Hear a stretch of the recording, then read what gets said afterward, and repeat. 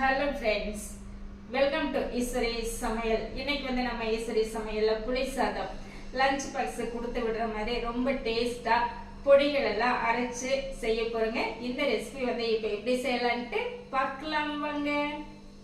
இன்னைக்கு நம்ம lunch box menu புளியோதரை செய்ய போறோங்க. இந்த புளியோதரைக்கு நம்ம ஃபர்ஸ்ட் ஒரு பொடி ரெடி பண்ணிக்கலாம். நான் ஏற்கனவே சாதம் ரெடி பண்ணி எடுத்து ஆற வச்சுட்டேங்க. இப்போ நம்ம இந்த பொடி ரெடி பண்ணிக்கலாம். புளி சாதத்துக்கு நம்ம பொடி சேர்த்தாமையும் செய்யலாம்.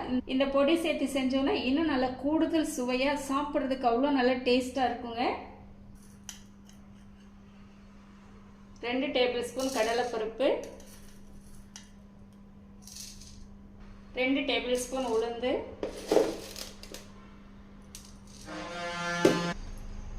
1/2 ஸ்பூன் மிளகு, 1/2 ஸ்பூன் ஜீரகம், 1/4 ஸ்பூன் கடுகு, கூடவே 2 வரமிளகாய் சேர்த்துட்டு நல்லா கலந்து விட்டுறலாங்க.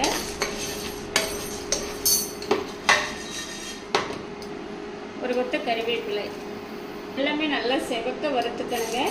அடுப்பு சிம்மில் வச்சுக்கோங்க. அப்போதான் எல்லாமே நல்லா ஒன்று போல வறுபட்டு வரும். சரிங்களா?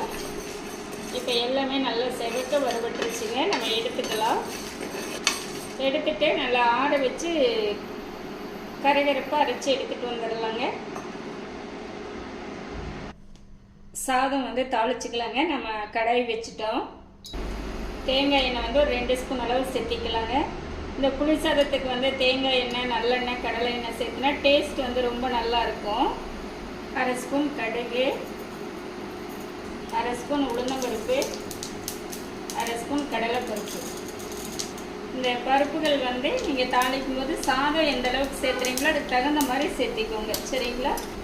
அடுத்ததான் ஒரு 2 ஸ்பூன் அளவு பச்சை நிலக்கடலை பருப்புங்க சேர்த்திட்டு கலந்து விட்டுறலாம். 4 பல் பூண்டு நல்லா நீள வாக்கில் இந்த மாதிரி பொடியாக கட் பண்ணி வச்சுருக்கேன், சேர்த்திக்கலாம்.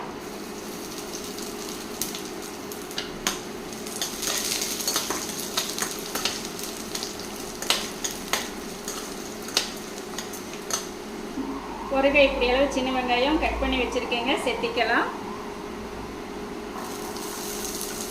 இந்த புளி சாதத்துக்கு சின்ன வெங்காயம் எந்த அளவுக்கு சேர்த்துறீங்களோ அந்த அளவுக்கு டேஸ்ட் ரொம்ப நல்லா இருக்குங்க. ஒரு கொத்து கறிவேப்பிலை.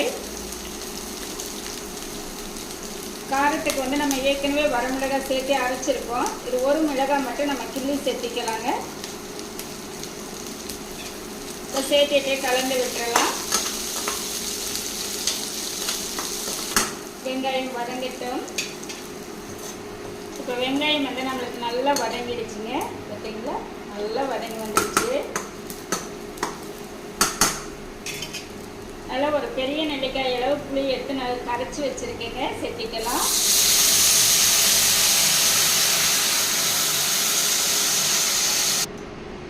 அரை ஸ்பூன் மஞ்சத்தூள், 1/4 ஸ்பூன் பெருங்காயத்தூள், 1/2 ஸ்பூன் அளவு கல் உப்புங்க. இப்போ கலந்து விட்டுக்கலாங்க. நல்லா கொதிச்சு ஓரளவுக்கு கெட்டி ஆயிடுச்சுங்க.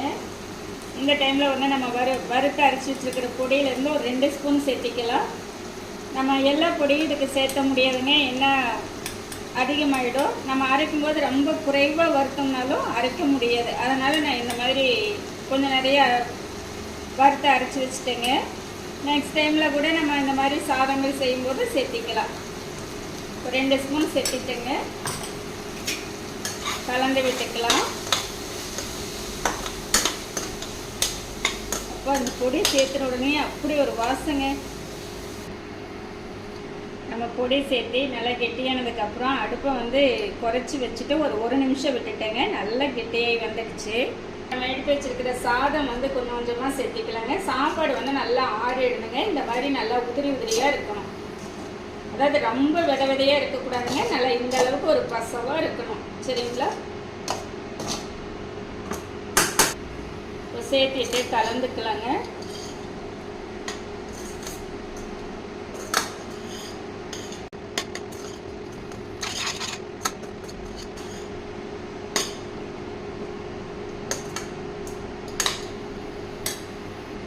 இப்போ பாருங்கள் நம்ம நல்லா கலந்துட்டோங்க.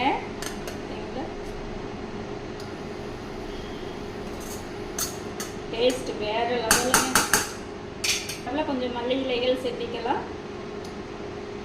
அவ்வளோதாங்க, நல்லா ஜம்முன்னு நம்மளுக்கு புளி சாதம் வந்து ரெடி. இப்போ எடுத்துக்கலாம்.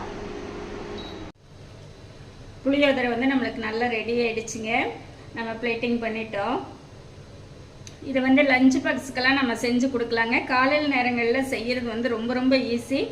இதுக்கு சைடிஷ் பார்த்திங்க அப்படின்னா நம்ம நேந்திர சிப்ஸு இல்லை ஏதாவது உருளைக்கிழங்கு சிப்ஸு இந்த மாதிரியெல்லாம் வச்சு சாப்பிட்லாம். இல்லைன்னா வடகம் வச்சு சாப்பிட்லாம். ரொம்ப நல்லா இருக்குங்க. அது இது குழந்தைகளுக்கெல்லாம் இந்த மாதிரி செஞ்சு கொடுத்தீங்க அப்படின்னா ரொம்ப ரொம்ப பிடிக்கும். சரிங்களா? இப்போ சாப்பிட்டு பார்க்கலாங்க. அதாவது நெடக்கடலை பருப்பு, இந்த பொடி வகைகள் எல்லாம் சேர்த்து அப்படியே நமக்கு ஒரு கலவையாக சேர்ந்து சாப்பிடும்போது அவ்வளோ ஒரு டேஸ்ட்டாக இருக்குதுங்க. புளி சாதத்துக்கு நிகர் வேறு இல்லை அப்படின்னு சொல்லலாம். அந்த அளவுக்கு டேஸ்ட்டாக இருக்குது. நீங்களும் இந்த மெத்தடில் ஒரு டைம் செஞ்சு பாருங்கள். சரிங்களா? எனக்கு நான் செஞ்ச இந்த ரெசிபி வந்து உங்களுக்கு ரொம்பவே பிடிச்சிருக்கும்னு நினைக்கிறேன். இந்த மெத்தடில் நீங்களும் செஞ்சு பார்த்துட்டு எப்படி இருக்குன்ட்டு கமெண்ட் பண்ணுங்கள். பிடிச்சிருந்தா லைக் பண்ணி ஷேர் பண்ணுங்கள். நம்ம ஈஸ்வரி சமையலை சப்ஸ்கிரைப் பண்ணி வச்சுக்கோங்க. இனி ஒரு நல்ல வீடியோவில் பார்க்கலாங்க. பாய் பாய்.